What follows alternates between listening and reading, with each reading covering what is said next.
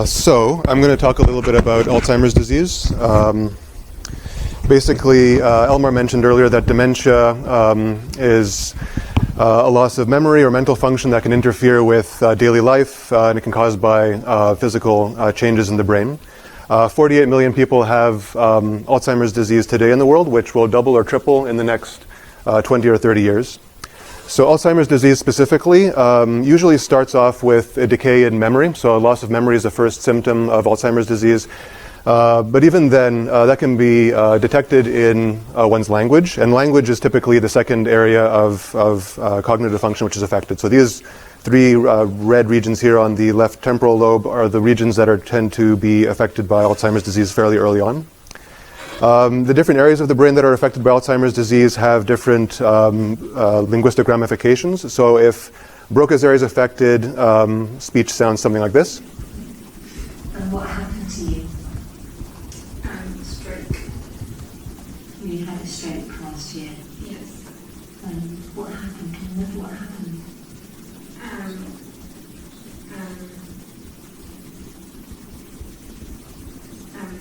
School and English class. Okay. And I think it's enough for now. Shh. Okay. And what happened to you? stroke. We're going to listen to the whole thing. You had a stroke last year. What? Yes. Okay. Well, that doesn't really work out very well. So obviously she didn't have Alzheimer's disease. She had a stroke even though she was relatively young. So Broca's area is more or less in the front part of the left temporal lobe. Usually syntax is affected, anomia, so hard time remembering words, and some reduced mirroring between observation and execution of gestures. Wernicke's area results in a different kind of aphasia. I'll give you a brief picture of that.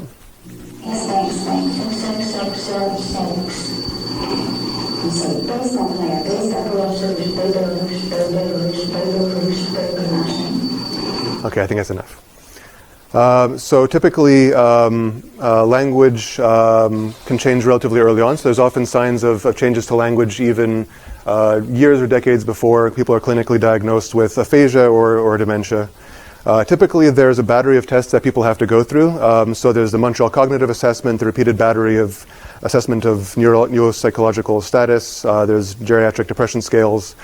Each of these can take a good amount of time, and altogether, typically, a full battery of tests can take hours, which means that along with the costs of these assessments, they're not normally done more than once every few months or once every year. The mini mental state exam is probably the most common form of assessment. It's basically 30 questions that covers a variety of executive and memory issues, including, do you know what year it is, do you know where you are currently. There's questions with regards to remembering words, delayed memory recall, drawing images, and so on. So this mini mental state exam is the most common form of neurological assessment. It's relatively fast to perform, and it's the neurological assessment for which we have a lot of data in this workshop. So for a very long time, people had to rely on expensive assessments done by clinicians to diagnose people with Alzheimer's disease and dementia. But recently, Lee, Hurst, Lancashire, and Jokel looked for signs of Alzheimer's disease in these three British novelists, one of whom was diagnosed with Alzheimer's disease, one of whom did not have Alzheimer's disease, and one, Agatha Christie, who was suspected to have Alzheimer's disease. And they used software to extract vocabulary, lexical repetition, syntactic complexity, and passive voice. And using simple correlation and regression, they found that there was some indication that changes in language over time, over decades of written text, was indicative of Alzheimer's disease. And thereafter, people like Rourke and Pachamov and Gerard looked at other kind of computational tools to detect mild cognitive impairment, frontotemporal lobar degeneration, and other kinds of dementia automatically. In this workshop, we use this picture called the cookie theft picture. So 168 participants with Alzheimer's disease, 255 samples from them. describing this image, and there was additionally 98 controls who supplied 241 additional descriptions of this picture over the course of about 1 to 5 minutes each. Each of these descriptions, we have the audio for it, and we also have transcriptions and annotations, including filled pauses, paraphrases, unintelligible words, and so on. And we have the mini mental state exam scores that I showed you a few moments ago. Here's an example of what this sounds like. He must be picking apples there, because he's on the ladder and he's got both hands open, Mackenzie. And the Charlotte's phone.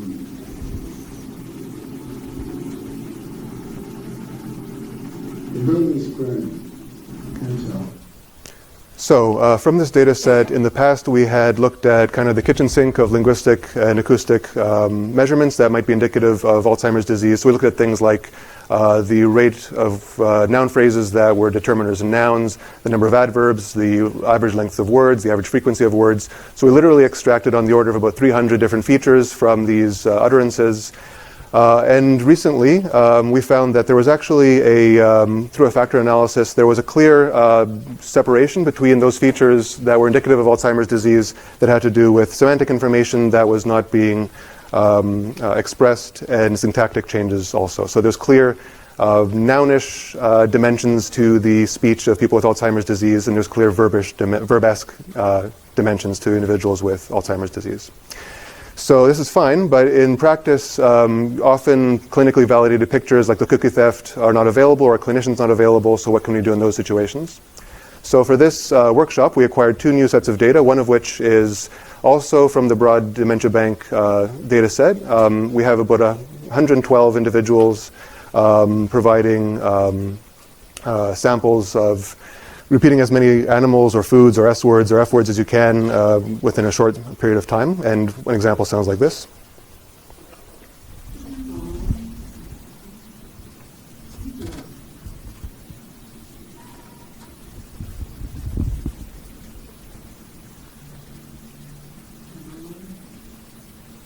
She said cow.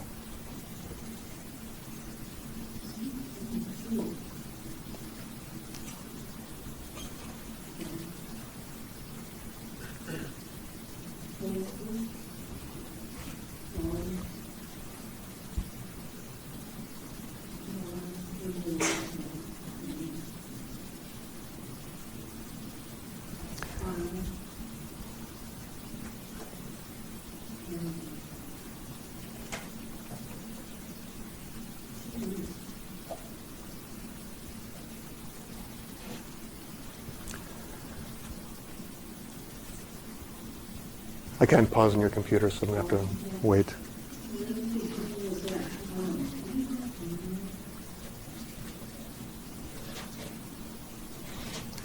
So basically, she can name about 3 or 4 different kinds of animals, and there's a lot of kind of talk about the task itself.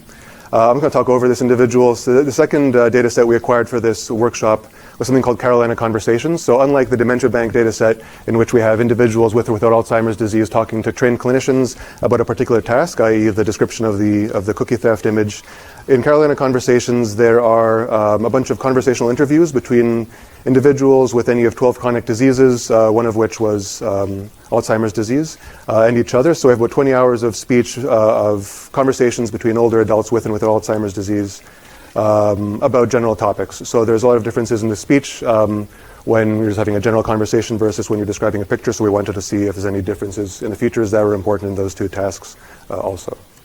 So Raph is going to talk about Parkinson's disease.